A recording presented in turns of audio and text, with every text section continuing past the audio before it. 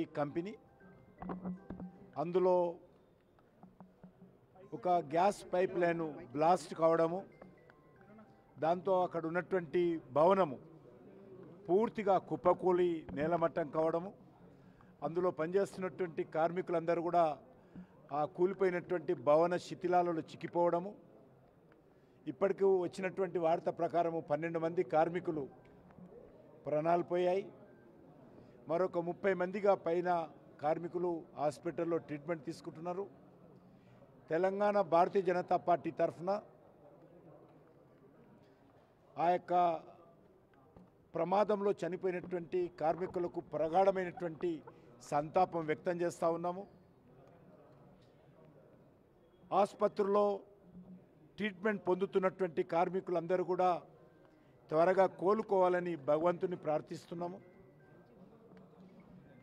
ఆ సంఘటన పట్ల మా జిల్లా అధ్యక్షురాలు, అదేవిధంగా మా యొక్క ఆ ప్రాంతానికి సంబంధించినటువంటి ఎమ్మెల్సీ అంజిరెడ్డి గారు వెంటనే ఫోన్ చేసినప్పుడు దాని విషయం ఎప్పటికప్పుడు తెలుసుకోవడం జరిగింది. ఆ విషయము కేంద్ర ప్రభుత్వాన్ని దృష్టి తీసుకుపోయిన తర్వాత ప్రధానమంత్రి గారు కేంద్ర ప్రభుత్వం నుంచి చనిపోయినటువంటి వాళ్ళందరూ కూడా 2 లక్షల రూపాయలు, ఆసుపత్రిలో ట్రీట్మెంట్ పొందుతున్నటువంటి వాళ్ళందరూ కూడా 50,000 రూపాయలు వారు మంజూరు చేయడం జరిగింది. నేను ఈ సందర్భంగా రాష్ట్ర ప్రభుత్వాన్ని కోరుతా ఉన్నాను, 2 సెక్టార్స్లలో ఎల్లప్పుడూ పూర్తి స్థాయి పర్యవేక్షణ ఉండాలి. ఒకటి, ఈ యొక్క హైదరాబాద్లో ఉన్నటువంటి అనేకమైనటువంటి గోడౌన్స్లో కావచ్చు, పెద్ద పెద్ద భవనాలు కావచ్చు, వాణిజ్య భవనాలు, వాటన్నిటిపైన పూర్తి స్థాయి పర్యవేక్షణ చేయాల్సినటువంటి అవసరం ఉంది.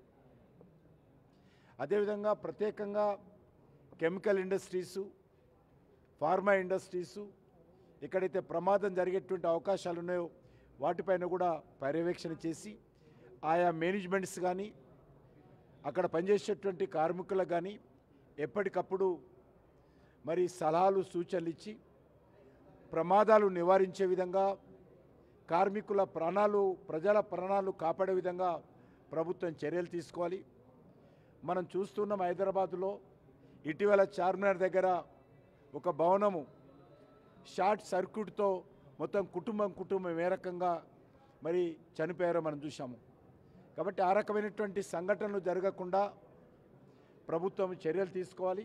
ఇది రాజకీయాలకు అతీతంగా అన్ని పార్టీల వాళ్ళము మరి ఈ రకమైనటువంటి సంఘటనలు జరిగినప్పుడు మరి బాధితుల పక్కన నిలబడతాము. ఈసారి కూడా అదేవిధంగా మా జిల్లా అధ్యక్షురాలి నేతృత్వంలో అక్కడ ఉన్నటువంటి కార్మికులకు అన్ని రకాల సహకారం అందించే విషయంలో వాళ్ళు ముందు ప్రయత్నం చేస్తూ ఉన్నారు.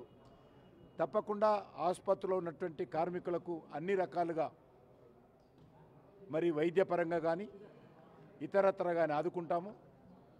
ఆ చనిపోయినటువంటి కార్మికులు ఎక్కువగా ఇతర రాష్ట్రాల వాళ్ళు ఉన్నారు.